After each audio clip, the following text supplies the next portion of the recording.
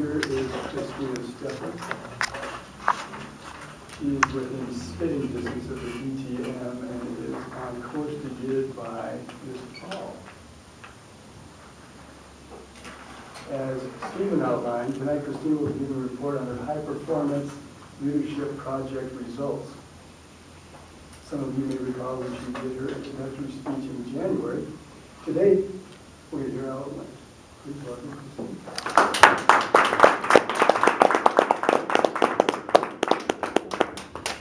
Not on the clock yet. I wanted to explain the high-performance leadership project a bit to those who may not be quite so familiar with it. In order to achieve DTM, which is Distinguished Toastmaster, one of the things each member needs to do is a project of some sort where you lead a team of people, whether it is a volunteer group, something through your work, or it could even be, for instance, a section of our conference this fall. If you were to chair a committee for our conference this fall, you could use the High Performance Leadership Project materials and work your way through that. Part of what you do is have a committee from among Toastmasters who reviews your work in stages throughout the process. Bobby and Eric served as my committee, and thank you very much, both of you, for doing that. So at each phase, I would do a written report and email it to them, and then we would meet after a club and talk through that. If they had any questions, then I would answer those questions. The goal is for us as Toastmasters to learn what it takes to lead a project from start to finish in working with people and recruiting people for teams, all those sorts of things. And it's a very, very valuable tool to use in a lot of aspects of our lives beyond just the High Performance Leadership Project or Toastmasters for that matter. Okay, now I'll start my presentation. As many of you may remember, in January I did a report about my project. I headed up the Women's Retreat for New Song Community Church this year. I was hoping my goals included 40 to 50 women in attendance, and I wanted it to be an opportunity for women to become better acquainted with one another, in other words, build friendships. That was one goal. And a second goal was to facilitate opportunities for personal and spiritual growth. The first goal, the numbers goal, we fell just a bit short. We had 35, which compared to the previous year when we had 25 was an increase. It wasn't quite where I wanted to be, but we did better. Next year we'll build on that. The other two goals, I felt like we really did realize. The one was to give women an opportunity to fellowship, to get to know each other. So oftentimes in situations, particularly in church situations, people rush in on Sunday morning just in time for the service and rush out afterwards, and there really isn't time to get to know people. The Women's Retreat facilitates that. We accomplish that by having some ridiculous games that we split the ladies up into teams, and for each game we changed teams. So we had different ladies in different teams along the way. One was that thing that you go like this and try to get the ball. Kendama. Oh, that was hilarious. Seeing these ladies trying to get that kendama up there. Lots of laughter going on, as well as women just enjoying each other's company. Another one that we did was a scavenger hunt, group scavenger hunt. They had to go all over Chelan and find these clues, and the team that did it in the least amount of time won. And it was hilarious to just see all these women combing through bushes and looking for clues and running into stores to get the next clue.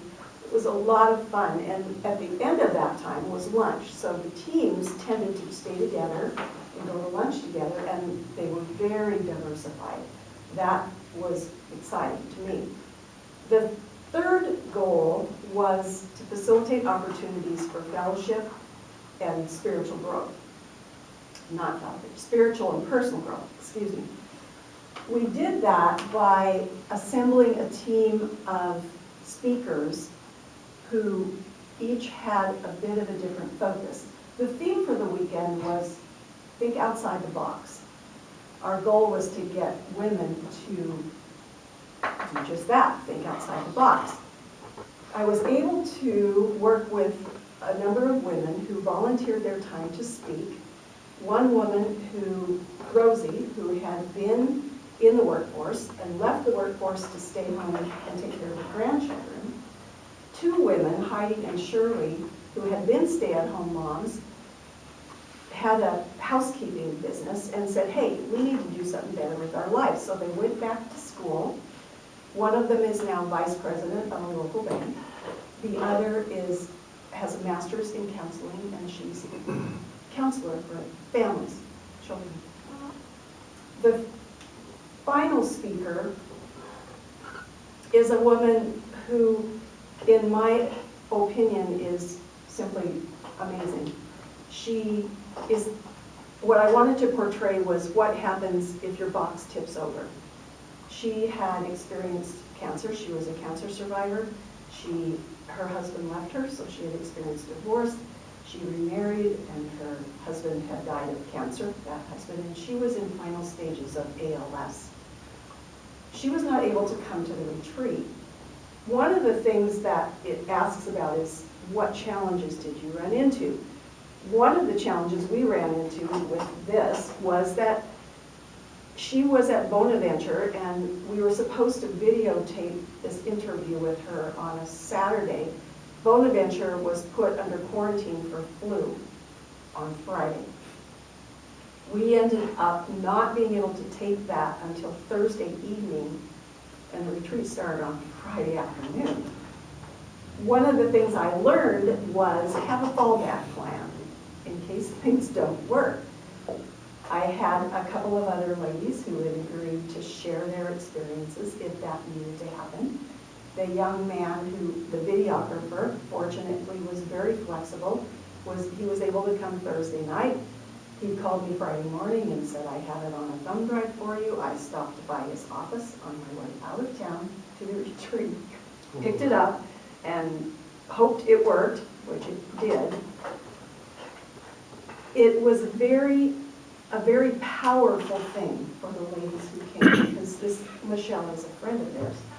She passed away about a month after this, and having that videotape to give to her family was really a cool blessing that I hadn't wanted to have happen quite that quickly. We knew that it was just a matter of time. But being able to have her share her experiences without having to be there was huge. I had a great team of people, as you can tell from the speakers who spoke, who volunteered their time. I had a member of my committee also did meals and took care of all of the logistics of meals and games. Another member of the committee got the communication out to ladies in the church and other women to attend, took care of the registrations coming in, and managed the funds. Another woman on the team led worship. One thing that I learned is everybody is very busy, and email is awesome for having meetings virtually. I don't think, all sat down together once, but it worked to do it virtually via email. I would highly recommend that if you're in a place when you're in charge of a program and you just can't get that committee together, make use of email, make use of phone calls and other ways. Think of other ways that you can facilitate those meetings without people having to set aside time in their day to come together and meet physically. Let me see. The most valuable things I learned, patience with volunteers, with schedules, with all the things that come up, flexibility, including being flexible with things like what is the program actually going to entail, especially with the challenge with Bonaventure. And assigning responsibility and then letting go. Making sure that it's clear what the expectations are, but then letting those folks who have volunteered run with what they have volunteered to do.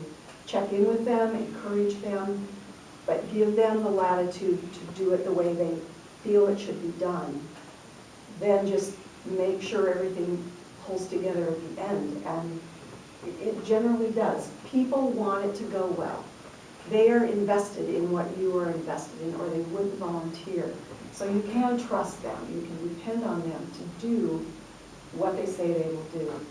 I had a great time doing this project. I learned a lot from the book of ways to make things go more smoothly. I'm looking forward to when each of you does your own high performance leadership project, and I get to hear about it. Thank you.